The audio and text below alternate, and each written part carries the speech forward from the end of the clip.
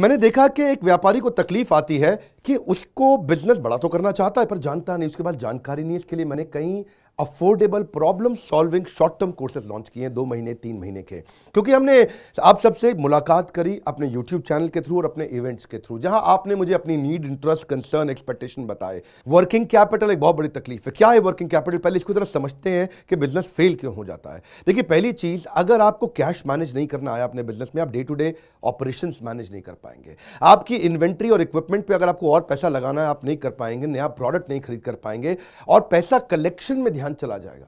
यार पैसा आया नहीं, उधारी चला गया, पैसा कैसे निकाल करके लाऊं, सेल्स कैसे बढ़ानी है, इससे ध्यान हट करके पैसे की कमी पे ध्यान ज़्यादा चला जाएगा। थोड़ा सा भी एक साइक्लिकल या थोड़ा सा भी सीजनल या एक सिचुएशनल इंपैक्ट आया ना आपके बिजनेस पे, एक दर्दनाक मौत के चलते आपका बिजनेस बंद हो जाएगा, पेनफुल डेथ हो जाएगी। कभी कभार एक बड़ी ग्रोथ अपॉर्चुनिटी आती है, लेकिन आपको फाइनेंस हैंडल करना नहीं आया था ठीक ढंग से, उसके कारण एक बड़ी ग्रोथ अपॉर्चुनिटी आप मिस कर जाते हैं। ट्रेड डिस्काउंट्स आपको नहीं मिलते, कैश हाथ में रहना चाहिए।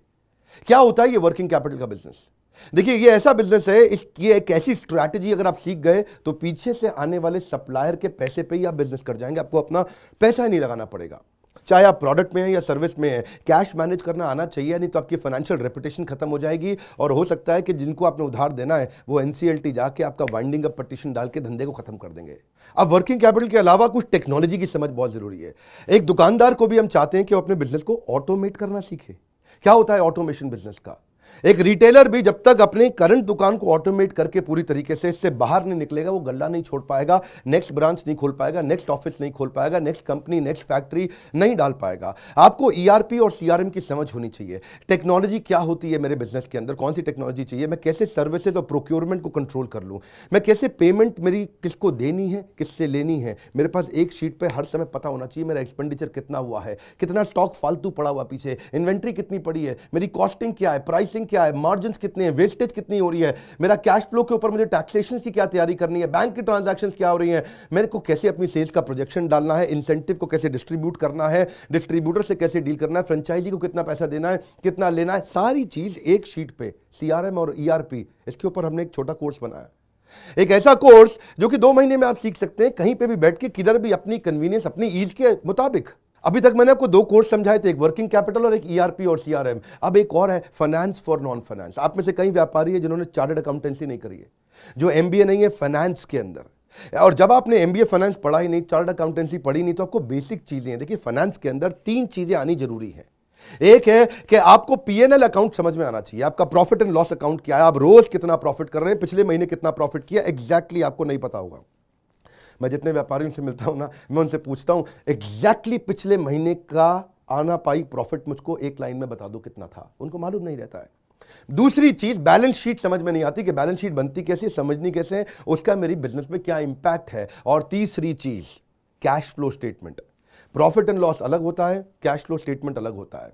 कैश फ्लो हो सकता है आपके बुक्स में प्रॉफिट हो लेकिन हाथ में कैश ना हो सकता है आपके हाथ में कैश हो लेकिन बुक्स में प्रॉफिट ना हो। ये दोनों बिल्कुल अलग अलग चीजें हैं।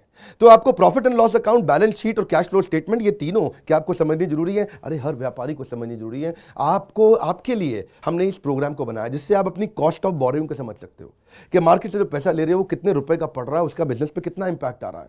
अगर आपकी कॉस्टिंग ठीक नहीं है, प्राइसिंग कभी ठीक नहीं हो सकती। कॉस्टिंग क्या होती है? एक आपने जूस की बोतल बेची, एक्चुअली वो बोतल बनाने में कॉस्ट कितनी आ रही है, तो वो एक पर यूनिट कॉस्टिंग कैसे निकाली जाती है। साधारण हिंदी भाषा में लोगों को सिखाने वाला कोई कोर्स एग्जिस्ट ही नहीं करता था। कई मैंने छोटे छोटे ऐसे कोर्सेज बनाए हैं, और कैसे हिंदुस्तानी व्यापारियों को मद्देनजर रखते हुए उनकी प्रॉब्लम्स को इकट्ठा करके, इसलिए हमने इसको नाम दिया है प्रॉब्लम सॉल्विंग कोर्सेज। इसमें रियल एग्जांपल्स डाले हैं, इसके अंदर केस स्टडी डाली हैं, इसके अंदर इंप्लीमेंटेशन के लिए आपको हमने असेसमेंट्स दिए हैं, एनिमेशन हर वीडियो के अंदर डाल दिया, रीडिंग मटेरियल डाल दिया ताकि रीइंफोर्समेंट हो जाए। आपको जब मन करे तब एक्सेस करो, आप जाके रिविजिट करो, फिर से जाके रीबिल्ड करो अपनी अंडरस्टैंडिंग को दोबारा पढ़ के। और मैंने ही खुद मिल करके अपने बेस्ट देश के ट्रेनर्स के साथ इन सारे कंटेंट को तैयार कराया है।